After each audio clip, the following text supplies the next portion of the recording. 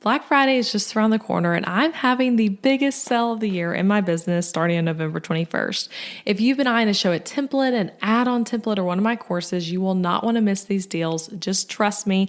Best deals of the year. Head over to elizabethmccravy.com/BF, short for Black Friday, to join my email list and make sure you don't miss the sale. That's elizabethmccravy.com/BF, also linked in the show notes, and the sale starts on November 21st. Now here's today's episode. Hello and welcome to this year's Christmas episode. So this is going to be a fun friend-to-friend chat where I'm sharing my two favorite Christmas traditions that we do as a family.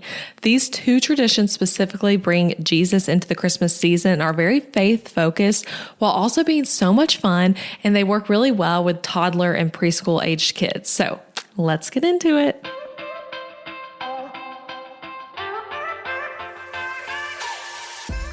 Hey guys, I'm Elizabeth McCravy, educator for business owners, website designer, and your host of the Breakthrough Brand podcast. I'm a Christian, wife to my high school sweetheart, and mom to 3 sweet little kids. So yes, I record a lot of these episodes during nap time. On this podcast, I pull back the curtain on what it actually takes to build a successful, sustainable business, not the hustle till you drop version you hear about online. I've been a business owner since 2016, and I'm here to tell you this. You can build a business you love without burning out, sacrificing time with your family, or working 40 hours a week. Here you'll find episodes that are actionable, direct, and fun, like friends chatting business over coffee, with an honest look at the realities of motherhood, entrepreneurship, and navigating both with faith and purpose. You'll hear episodes on marketing, website design, podcast strategy, time management, and scalable income, while also talking about mom life, faith, and personal growth. If you want your business to feel purposeful, profitable, and aligned with your life, not the other way around, you're in the right place. It's time to build your breakthrough brand. Let's do this. Okay, so I've done a Christmas episode now for many, many years in a row in this podcast, and I've been told it's a favorite episode for many of you that you look forward to each year. So later this week, actually, I'm recasting one of the 2 episodes I did last year because I did 2 Christmas episodes in 2024. So that one coming later this week is all about staying organized in the Christmas season, and it's a really great one. And if you want links to past Christmas episodes, because they're still relevant now, like you can go listen to them. They're on all different topics, from traditions to taking an actual break from your business and how to plan a break for Christmas really well, all kinds of things. But I will put links and episode numbers to those in the show notes so you can scroll back and just be like, okay, I'm going to scroll and find, whatever episode number it is to listen to a past Christmas episode.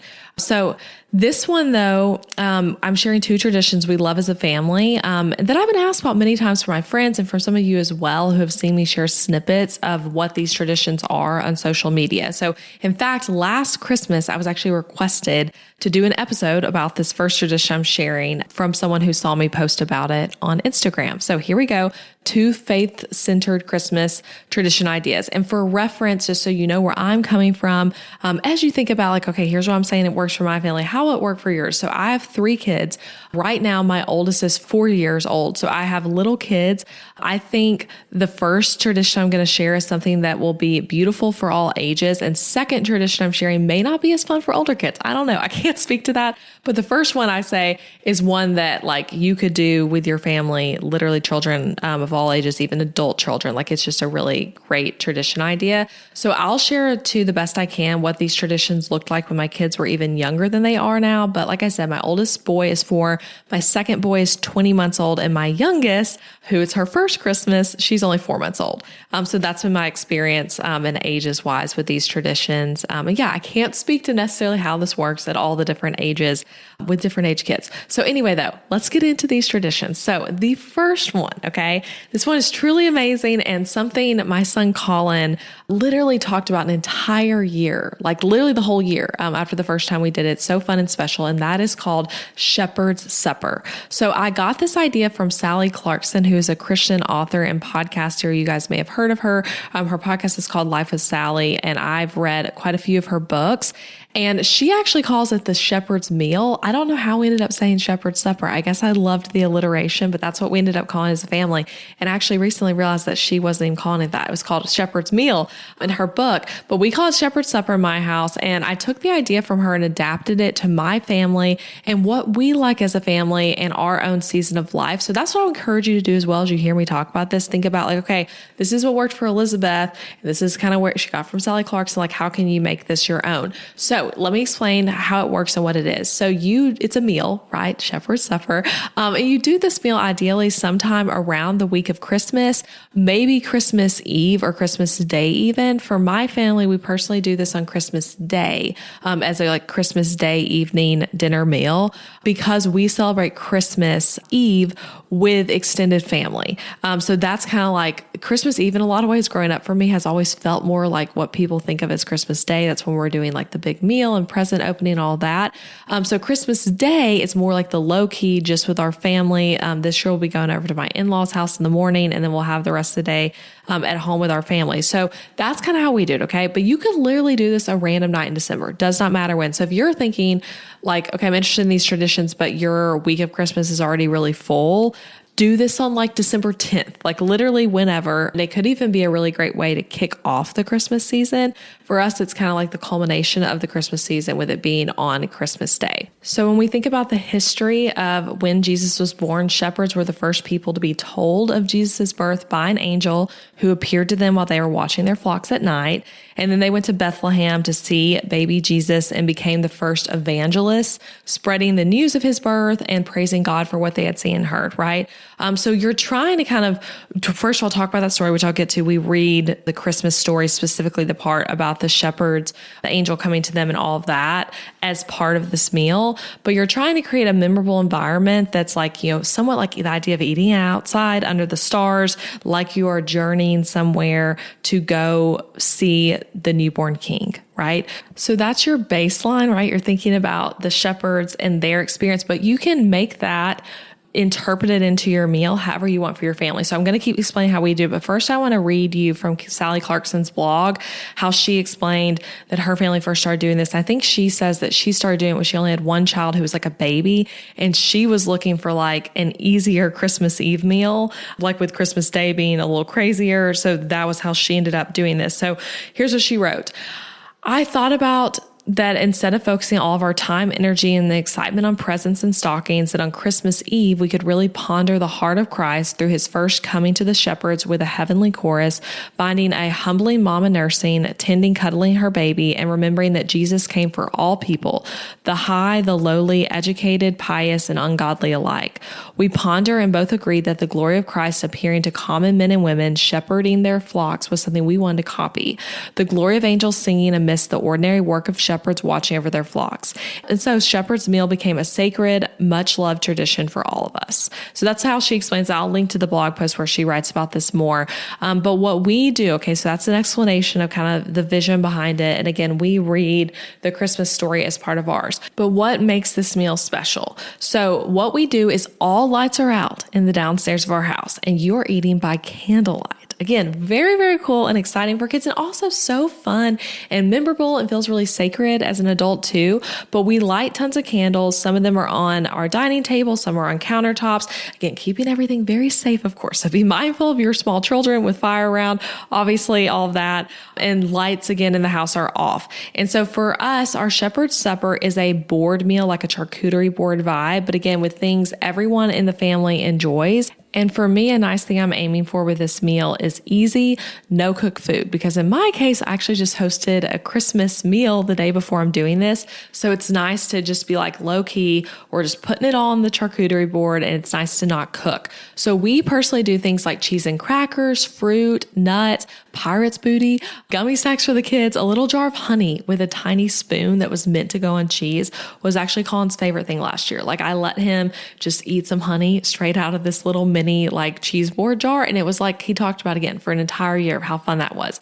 Pimento cheese with crackers was mine and Adam's favorite thing last year. And we do all this on a giant wood cutting board that actually came from wood from my dad's sawmill business that we got made out of his nice wood after he passed away. So it's a special board, a family heirloom, and that feels special too, to even be like setting our table with something that again is like meaningful to us. So we eat at the table. You could also eat like from your coffee table and sit on the floor or make like a picnic blanket situation. with candles all like higher up on your countertops. Again, do what works for your family. And again, with small children, things can be really unpredictable. So like last year, my oldest Colin, he did not like how dark it was eating by candlelight. He was 3 at the time. So we had, all the candles, we had the Christmas tree on, and he thought it was too dark. And so we had lights in the hallway on too. And then sometimes lights in the kitchen got turned on. Sometimes they got turned off. So things might be chaotic, and probably moments will for sure be chaotic. And maybe there might be a kid who's like, I don't like this part of it. And that's okay. There's so much beauty still in just like attempting to do something special like this and seeing how it grows and evolves over time and becomes a tradition that your family can really look forward to. So then at some point during this mealtime, again, we're all just eating straight from the board too. No plates. We're not doing plates. We just eat straight off the board, which again is also really special and fun for kids because that's not something you often get to do. It's like you got to put your own food on a plate. No, we're just eating like the cheddar bunnies and the little Trader Joe's Reese's like straight from the board. So then for us, we read the Christmas story and we talk about that shepherd's journey from hearing about Jesus' birth from the angel to finding Jesus. We kind of talk through it. And last year, at least, we read from the Jesus Storybook Bible, which is a kid's Bible. We absolutely love both. Our boys have one. And you could also read just straight from a regular Bible translation too. But if you're trying to make it more small kids friendly, Jesus Storybook Bible is awesome. And at least for us last year, when I think about that in particular, when Colin was 3 and Ethan was only 9 months old and Sophia wasn't born yet, but for Colin at 3, it was very clicking for him with the Christmas story. He was really engaged with like this idea that we are like the shepherds and we're reading this story and let's talk about Jesus. They're journeying to find him. Like it was really engaging. He really loved it. And again, Ethan was only 9 months old and he had fun sitting in his high chair, trying some new cheeses, and all the excitement of things and things being dark. Like he definitely had his own version of enjoying it, but it's obviously a bigger impact for an older child. You can pray together as a family, let everyone pray and just like be together and enjoy each other's company by the candlelight. And again, it's memorable. It's fun. It takes your family out of the super ordinary way that you're normally eating a meal while still being home. You don't have to go on a vacation to create like that different type of experience that makes something a memory. And yeah, so you can just do, if you want to do it like we are, your kids' favorite foods and your favorite foods, and just put it on a board. The Clarkson family, who again, I got this idea from, they do a fruit plate and soup. So again, make it your own, like what works for your family. We're doing fruits and all kinds of stuff. I haven't really fully decided what I'm going to do this year, but I am just going to think about like, what is the kind of food that's like a treat right now for the boys? And then also like, what's something special that me and Adam really enjoy? And that's the kind of stuff I'm going to fill the board with. And it might be stuff that doesn't really make sense. That's why I said it's like a charcuterie board, but also not, because I am putting stuff like Annie's fruit snacks on it, and things like that. So kind of like a kid-friendly charcuterie board vibe. But this quickly became a favorite Christmas memory and something we want to continue doing as our kids grow up.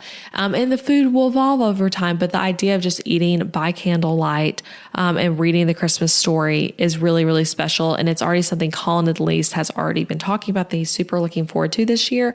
And this is a whole different episode, maybe another time, but we actually do a similar meal for Easter now that we're calling our Lord's Supper. And this is, again, it's a really similar thing, but I made it like an Easter version, and a kind of a spring version and different food and all that. But we do a similar thing that's also already become a beautiful tradition for our family that maybe can get its own episode too at some point. But that's a way we also apply this at Easter. So anyway, that is the first one, Shepherd's Supper. Let me know if you're going to try it. Now, let's talk about this other one. This is a favorite in our house and is really great for younger kids, and that is what I call Wandering Wise Men. So the wise men were following the Star of Bethlehem to go search for and find Jesus after he was born and bringing him the gift of gold, frankincense, and myrrh, if you remember from the Christmas story. So I love this tradition because I'm explaining how I do it, but it gives you a ton of opportunity to talk about the Christmas story literally every morning, and maybe even just talk about different aspects of Jesus's life. And I mean, there's so many things. It's hard to explain. You just have to like live it and do it, and then you'll see what I mean. That like opportunities are set up to share the news of Jesus with your children. So first of all, you need a nativity set to do this, literally any nativity set. I actually discovered recently through one of my friends texting me and asking me like, oh, Elizabeth, remind me how you do this again. We're going to do Wandering Wise Men this year. But in the last few years since we started doing this, a product has come out that's actually called Wandering Wise Men. I got the name Wandering Wise Men from finding it on like some random blog where like I was like looking for an alternative to Elf on the Shelf and I saw this. Anyway, though, there's a product now called Wandering Wise Men. We do not have that. We actually use, and I don't think you need something like that. You can totally get it if you want. Obviously, I don't know much about that product, but I don't think you need something fancy or expensive to do this. We use the old school nativity set that was actually what I grew up with as a little girl. All the figurines are breakable. Some of them literally are broken, but we still use them. But we've got a Mary, Joseph, Jesus, baby Jesus, some animals, wise men, shepherds, all of that. It's just like a traditional nativity set. So we set up the nativity in a central spot in the house. And the way I do this is it's like fully set up and the kids play with it and mess with it all the time. That's fine. But everything is in there except for baby Jesus and the three wise men. Okay. So baby Jesus does not get put in there until Christmas Day. And that's actually a fun thing right now. I'm sitting here in my office. Baby Jesus and the wise men are up on a high shelf in my office closet. And so Jesus will not be put in the manger until Christmas Day. But then we wait to start. I'm recording this before December, but you'll hear this right at the beginning of December. So we start this typically either December 1st or just a few weeks before Christmas. You can kind of wear yourself out doing this too long, but we start like around December 1st. And you basically move the three wise men to a different location each morning for your children to find. So you can do this different ways, figure out what works best for your family, but you could keep the three wise men all together where you're looking for these three wise men together when they wake up in the morning, or you could split them up. It's up to you. It might be fun to have more of a hunt with them split up if you have more kids or older kids who like want more of like, it's kind of like an I Spy challenge, honestly. But for like a young toddler or really young toddler, I would say together and in a really just easy to find spot is great. So like when we first started doing this with Colin, I want to say we started doing it when he was 2, maybe we've done this 2 or 3 years in a row. But when he was that age, like it was like, he wasn't even really trying to find them. We'd put them somewhere that was just super obvious. And he was really excited to like just go and see where they were. It wasn't like a kind of I Spy hunt. And then last year we did kind of hide them more. It was more of like a challenge where we're like giving him hints of where they might be. And this year, Ethan, like I said, he's 20 months old, so getting close to 2. And Sophia obviously won't participate in this, but Colin is at an age where he's really into I Spy. So we might even split them up some days and it'd be like, there's one Colin has to find and then Ethan's are in like a more obvious place. Again, put them wherever you want. But again, all December long or wherever you want to start this, they're moving locations every morning. They're getting closer and closer to the nativity set. And then on Christmas morning, when your kids wake up, the wise men are going to be in the nativity. They have found the stable and Jesus is in there too. And then that's again, another opportunity to just keep talking about the Christmas story. And so for us, some mornings with this are more enthusiastic than others, which are fine. So you can put the wise men in fun places. We've put them like at breakfast in the morning. They're sitting above the microwave. They're in the fridge. They're in front of the TV. They're reading a book. And if you're hearing me say all this, you might be thinking that feels really similar to Elf on the Shelf. And it does feel similar to that because again, the children wake up to the wise men being in a different location every morning, which is what people do with Elf on the Shelf, but it allows you to do that in a fun concept that really brings in your faith. And if that all sounds exhausting, you could wait until like 2 weeks before Christmas or even the week of Christmas to start. At least for us at this current age, we do this instead of Elf on the Shelf. I think that would probably be exhausting to do both. Maybe we'll do Elf on the Shelf at some point if our kids start asking us to do that. I know that can be like a thing that like school impacts your kids realizing other kids have elves and things like that. So I don't know, maybe we'll do that at some point. Right now we don't. And again, we just love this though. It brings an opportunity to talk about the Christmas story and talk about Jesus with your kids and do a little bit of like I Spy hunting around the house. So those are the 2 traditions I really love and wanted to share with you, Shepherd's Supper and Wandering Wise Men. And one thing I just want to take like 1 minute to talk about that I'm trying this year for the first time. I kind of have tried versions of this in the past, but my kids were always like too young for it to really makes sense. So we're trying to do this year a daily Advent reading as a family from the Jesus Storybook Bible. And they actually have a plan that is free online where it tells you like December 1st, here's what story to read in the Storybook Bible that day, then December 2nd, and so on.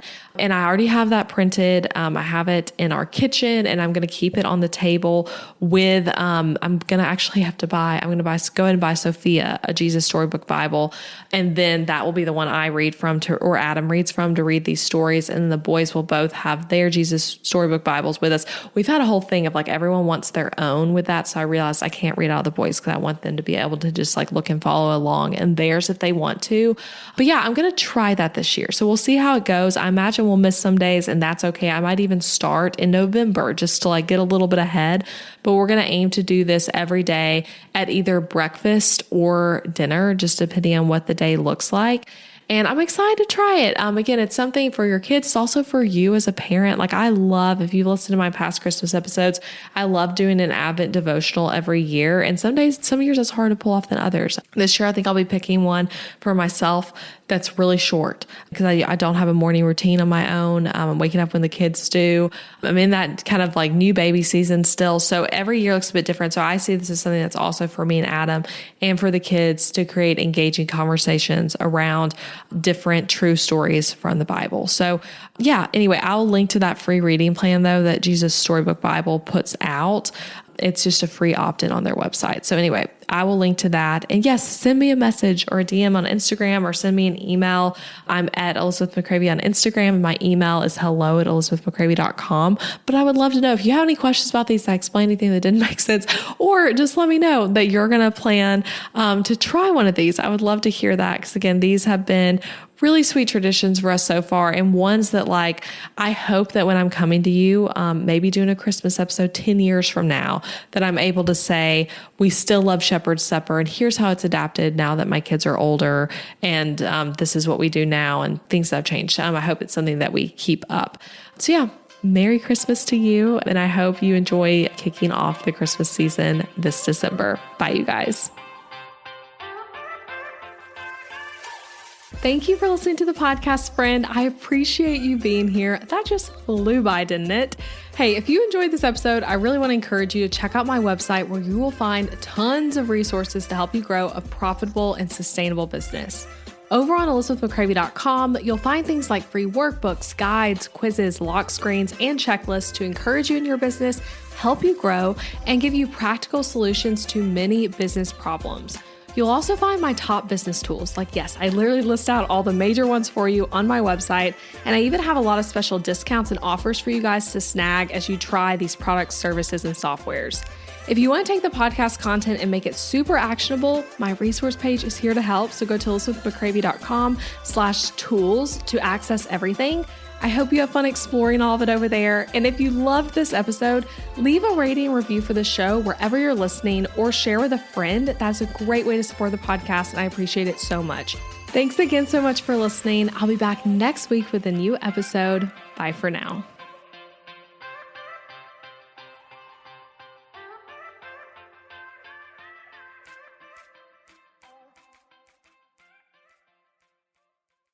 If managing your business's finances feels daunting and you typically come to the end of the month not sure how to pay yourself, or if you're doing the business savings thing, quote unquote, right, then I have a free guide for you. Over my 9 years of business, I've learned some financial skills the hard way, and a few years ago, I developed an 8-step process I go through at the end of each month. This process helps me know how my business is doing financially, pay myself well, and allocate money for things like taxes and expenses, and also document notes about the month that'll help me make financial decisions in the future. Again, I've been doing this process since early 2023, and it truly has changed the way I do my business for the better and has helped me ultimately make more money. And I want to help you do the same. So you can grab this 8-step process literally for free at elizabethmccravey.com/profit. There's a whole PDF guide for you there that you can download and go through for free. That's elizabethmccravey.com/profit.